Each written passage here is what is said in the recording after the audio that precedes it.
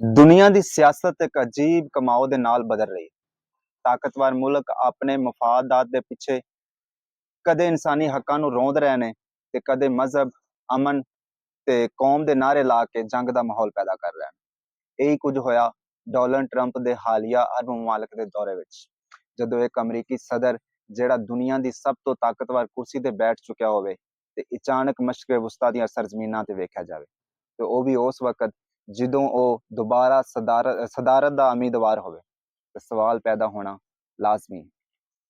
ਇਹ ਵੀਡੀਓ ਸਿਰਫ ਇੱਕ ਸਫ਼ਰ ਦੀ ਰੌਦਾਦ ਨਹੀਂ, ਬਲਕਿ ਇੱਕ ਪੇਚੀਦਾ ਜੀਓਪੋਲਿਟੀਕਲ ਤੇ ਸਫਾਰਤੀ ਗੇਮ ਦੀ ਤਫਸੀਲ ਵੀ ਹੈ, ਜਿੱਥੇ ਕਿਰਦਾਰ ਸਿਰਫ ਲੀਡਰ ਨਹੀਂ ਬਲਕਿ ਦੁਨੀਆ ਦੇ ਮੁਸਤਕਬਲ ਨਾਲ ਜੁੜੇ ਨੇ। ਡੋਨਲਡ ਟਰੰਪ 2016 ਵਿੱਚ ਜਦੋਂ ਸਦਰ ਬਣਿਆ, ਉਹਨੇ ਪਹਿਲਾ ਗੈਰ ਮੁਲਕੀ ਦੌਰਾ ਸਾਊਦੀ ਅਰਬ ਦਾ ਕੀਤਾ। ਇਹ ਫੈਸਲਾ ਆਮ ਨਹੀਂ ਸੀ। ਮਾਜ਼ੀ ਵਿੱਚ ਅਮਰੀਕੀ ਸਦੂਰ ਜਦੋਂ ਅਮੂਮਨ ਕੈਨੇਡਾ ਜਾਂ ਯੂਰਪ ਦਾ ਨੂੰ ਪਹਿਲੀ ਤਰਜੀਹ ਦਿੰਦੇ ਸਨ, ਪਰ ਟਰੰਪ ਨੇ ਮਸ਼ਰਕੇ ਵਸਤਾ ਨੂੰ ਆਪਣਾ ਪਹਿਲਾ ਪੜਾਅ ਬਣਾਇਆ। ਇਹ ਦੌਰਾ ਕਈ ਲਿਹਾਜ਼ ਨਾਲ ਮੁਤਨਾਜ਼ਿਆ ਤੇ ਤਾਰੀਖੀ ਸੀ। ਸਾਊਦੀ ਅਰਬ ਨੇ ਸ਼ਾਨਦਾਰ ਇਸਤਕਬਾਲ ਕੀਤਾ, ਅਰਬਾਂ ਡਾਲਰ ਦੇ ਮੁਆਦੇ ਹੋਏ ਤੇ ਦੁਨੀਆ ਨੂੰ ਇਹ ਪੈਗਾਮ ਦਿੱਤਾ ਗਿਆ ਕਿ ਅਮਰੀਕਾ ਖਾਸ ਤੌਰ ਤੇ ਟਰੰਪ ਸਾਊਦੀ ਸ਼ਾਹੀ ਖਾਨਦਾਨ ਦੇ ਨਾਲ ਮੁਕੰਮਲ ਤਾਵਨ ਕਰੇਗਾ। ਇਹ ਤਾਲਕ ਸਿਰਫ ਤੇਲ ਜਾਂ ਅਸਲਾ ਦੀ ਹੱਦ ਤੱਕ ਮਹਿਦੂਦ ਨਹੀਂ ਸੀ, ਬਲਕਿ ਇਹ ਇੱਕ ਮੁਸ਼ਤਰਕਾ ਆਲਮੀ ਬਿਆਨੀਆਂ ਨੂੰ ਪ੍ਰਵਾਨ ਚੜਾਉਣਾ ਸੀ, ਜਿਹੜਾ ਈਰਾਨ ਨੂੰ ਦੁਸ਼ਮਣ, ਇਸਰਾਈਲ ਨੂੰ ਦੋਸਤ ਤੇ ਫਲਸਤੀਨ ਨੂੰ ਖਾਮੋਸ਼ ਕਿਰਦਾਰ ਬਣਾ ਕੇ ਪੇਸ਼ ਕਰਨਾ ਸੀ। 2025 ਵਿੱਚ ਜਦੋਂ ਟਰੰਪ ਨੇ ਦੁਬਾਰਾ ਅਰਬ ਮਮਾਲਕ ਦਾ ਦੌਰਾ ਕੀਤਾ, ਤਾਂ ਇਹ ਇੱਕ ਆਮ ਖਬਰ ਨਹੀਂ ਸੀ। ਇਸ ਦੌਰ ਦੇ ਕਈ ਪਹਿਲੂ ਨੇ। ਉਹਨਾਂ ਉੱਤੇ ਕਈ ਅਦਾਲਤੀ ਮੁਕੱਦਮਾਤ ਚੱਲ ਰਹੇ ਨੇ। ਅਮਰੀਕਾ ਵਿੱਚ ਅਗਲੇ ਸਦਾਰਤੀ ਇਲੈਕਸ਼ਨ ਦਾ ਮਾਹੌਲ ਗਰਮ ਹੈ। ਦੁਨੀਆ ਵਿੱਚ ਤੇਲ, ਗੈਸ, ਹਥਿਆਰ ਤੇ ਟੈਕਨੋਲੋਜੀ ਦੀ ਸਿਆਸਤ ਆਪਣੇ ਅਰੂਜ ਉੱਤੇ। ਇਸਰਾਈਲ ਫਲਸਤੀਨ ਦਾ ਤਨਾਜ਼ਾ ਇੱਕ ਵਾਰ ਫਿਰ ਆਪਣੀ ਸ਼ਿੱਦਤ ਇਖਤਿਆਰ ਕਰ ਚੁੱਕਿਆ ਹੈ। ਐਸੇ ਮਾਹੌਲ ਵਿੱਚ ਇੱਕ ਅਮਰੀਕੀ ਸਦਰ ਦਾ ਅਰਬ ਮੁਮਾਲਕਾਂ ਵਿੱਚ ਜਾਣਾ ਇੱਕ ਰਸਮੀ ਗੱਲ ਨਹੀਂ। ਉਹ ਫੰਡਸ, ਹਮਾਇਤ ਤੇ ਤਾਕਤਵਰ ਇਤਿਹਾਦੀ ਹਾਸਲ ਕਰਨਾ ਚਾਹੁੰਦਾ ਹੈ। ਟਰੰਪ ਇੱਕ ਬਿਜ਼ਨਸਮੈਨ ਵੀ ਹੈ, ਜੋ ਇਹ ਜਾਣਦਾ ਹੈ ਕਿ ਸਿਆਸਤ ਵਿੱਚ ਪੈਸੇ ਦਾ ਕੀ ਕਿਰਦਾਰ ਹੁੰਦਾ ਹੈ। ਸਿਆਸਤ ਵਿੱਚ ਪੈਸਾ ਇੱਕ ਤਾਕਤਵਰ ਹਥਿਆਰ ਹੈ। ਉਹ ਸਾਊਦੀ ਅਰਬ ਤੇ ਮੁਤਹਦਾ ਅਰਬ ਅਮਾਰਾਤ ਵੱਲੋਂ ਸਰਮਾਇਆਕਾਰੀ ਦੀ ਬਹਾਲੀ ਚਾਹੁੰਦਾ ਹੈ। ਅਮਰੀਕੀ ਅਸਲਾ ਸਾਜ਼ ਕੰਪਨੀਆਂ ਨੂੰ ਦੁਬਾਰਾ ਚਮਕਾਉਣਾ ਚਾਹੁੰਦਾ ਹੈ। ਤੇਲ ਦੀ ਕੀਮਤਾਂ ਤੇ ਅਸਰਅੰਦਾਜ਼ ਹੋ ਕੇ ਅਮਰੀਕਾ ਵਿੱਚ ਮਹਿੰਗਾਈ ਤੇ ਸਿਆਸੀ ਦਬਾਅ ਨੂੰ ਕਮ ਕਰਨਾ ਚਾਹੁੰਦਾ ਹੈ। ਇਸ ਦੌਰੇ ਦੌਰਾਨ ਕਈ ਮੁਆਸ਼ੀ ਮੁਆਹਦੇ ਕੀਤੇ ਗਏ। ਇਹ ਸਭ ਇਸ ਵਕਤ ਹੋ ਰਿਹਾ ਹੈ ਜਦੋਂ ਚੀਨ, ਰੂਸ ਤੇ ਈਰਾਨ ਤਿੰਨੋਂ ਮਿਲ ਕੇ ਇੱਕ ਨਵਾਂ ਆਲਮੀ ਇਤਿਹਾਦ ਕਾਇਮ ਕਰਨਾ ਚਾਹੁੰਦੇ ਨੇ। ਟਰੰਪ ਜਾਣਦਾ ਹੈ ਕਿ ਅਮਰੀਕੀ ਸਿਆਸਤ ਵਿੱਚ ਮਸ਼ਰਕੇ ਵਸਤਾ ਦੀ ਅਹਿਮੀਅਤ ਵੀ ਓਨੀ ਹੀ ਹੈ ਜਿੰਨੀ ਅਮਰੀਕਾ ਦੇ ਅੰਦਰੂਨੀ ਮਾਮਲਾਤ ਦੀ। ਉਹ ਚਾਹੁੰਦਾ ਹੈ ਕਿ ਅਰਬ ਦੁਨੀਆ ਵਿੱਚ ਇੱਕ ਵਾਰ ਫਿਰ ਟਰੰਪ ਦੋਸਤ ਦਾ ਬਿਆਨੀਆ ਕਾਇਮ ਕੀਤਾ ਜਾਵੇ, ਜਿਹੜਾ ਰਿਪਬਲਿਕ ਵੋਟਰਸ, ਕ੍ਰਿਸਚਨ ਇੰਜੋਲੀਕਲ ਤਬਕੇ ਨੂੰ ਮੁਤਾਸਰ ਕਰਦਾ ਹੈ। ਇਹ ਤਬਕਾ ਇਸਰਾਈਲ ਦੀ ਹਮਾਇਤ ਤੇ ਅਰਬ ਮੁਲਕਾਂ ਦੇ ਨਾਲ ਮੁਆਹਦਿਆਂ ਨੂੰ ਅਹਿਮ ਸਮਝਦਾ ਹੈ।